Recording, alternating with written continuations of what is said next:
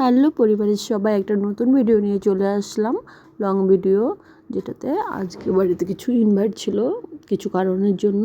তো রান্না হয়েছিল অনেক কিছু, মানে চিকেন হয়েছিল, তারপরে তোমার গিয়ে কচু শাক হয়েছিল, যেটা আমি অ্যাকচুয়ালি বাংলাদেশের যে দিদিরা করে তাদেরটা দেখে করেছিলাম, নিজের রেসিপি না।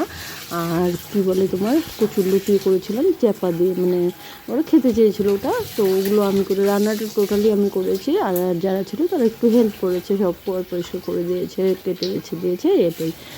আর কচু শাকটা সত্যি বাংলাদেশের দিদিদের ধন্যবাদ, যাদের কাছে দেখে শিখেছি।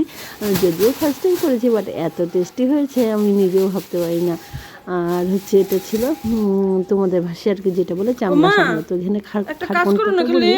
তো এটা করেছিলাম বাটা, তো সিম্পল যেরকম হয় সেরকম করেই করা হয়েছে। আর এই যে কচু শাকটা আমি স্পেশালি কিন্তু করেছি বাংলাদেশের দিদি দেখে, তো ওরকম করেই করার চেষ্টা করেছি। বাট জানি না টেস্টটা আমার কাছে এত ভালো লেগেছে যে আমি এখন প্রায়শই করি।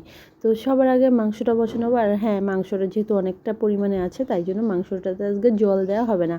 সে কষানোর যে মশলা জল থাকবে, মানে জল উঠবে, সেটা দিয়ে কষিয়ে কষিয়ে গরম মশলা বেটে গরম মশলা দিয়ে নামানো হবে। আর সত্যি আজকের রান্নাগুলো সত্যি দুর্দান্ত হয়েছিল। আমি করেছি, আমি বলছি কেন বলছি বলো, একটাতেও কিন্তু সেভাবে জল ইউজ করা হয়নি। মানুষ কিন্তু শাকে অনেক সময় জল দেয়, বাট আমার শাকে আজকে জলও লাগেনি। আমি ঢেকে ঢেকে খুব কম আঁচে করেছি, কিন্তু দুপুরে খাওয়া খেয়েছি 4টার সময়। এটা একটা দুর্ভাগ্য, মানে লজ্জা লেগেছিলো।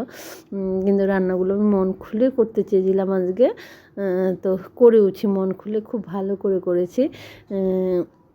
তো এই যে জলটা উঠেছে না, এটা দিয়েই কষাতে থাকবো। আর যে মশলাটা বেটে রেখেছি সেটা দিয়ে কষাতে কষাতে ঢাকা দিয়ে করবো, টোটালটা ঢাকা দিয়ে করব, ঢেকে রেখে রেখেই ধীরে ধীরে করব।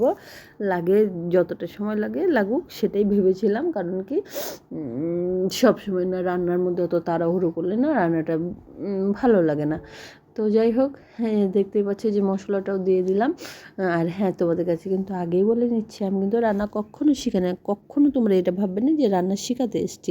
হ্যাঁ, একটা ভিডিও আপলোড করতে হবে তো না, তো সেই ভিডিওটা আমি এভাবেই তৈরি করি, আর সেটা সেইভাবেই তোমাদের সামনে সার্ভ করি, মানে প্রেজেন্ট করি। তোমরা সেইভাবেই ভিডিওটা দেখো। হ্যাঁ, ভালো করে করতে পারি না, এটাও আমি মানি।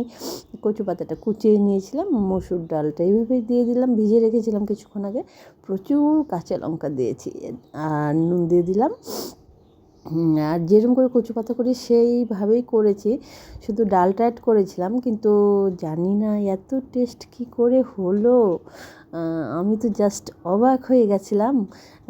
রসুন পেঁয়াজও কিছুটা দিয়ে দিয়েছি। অ্যাকচুয়ালি আমি তো পেঁয়াজ ইউজ করি না কচু শাকে, বাট দিদিদেরটা দেখে এটাতে কচু শাকে আমি কিন্তু ফার্স্ট টাইম মানে পেঁয়াজ ইউজ করলাম। তো হ্যাপি হয়েছিল, যে গলে দেখো কাদা কাদা হয়ে গেছে। এবার এটাকে আমি ফোড়ন দেবো দিদিদের স্টাইলে, বলেছিল তেলটা একটু বেশি দিতে হয়, তো আমি কিন্তু খানিকটা তেল বেশি দিলাম। বেশ কখানা শুকনো লঙ্কা দিয়ে দিলাম, অনেকটা পরিমাণে পেঁয়াজ আর রসুন কুচিয়ে নিয়েছি, সেটাই দিয়ে দেবো।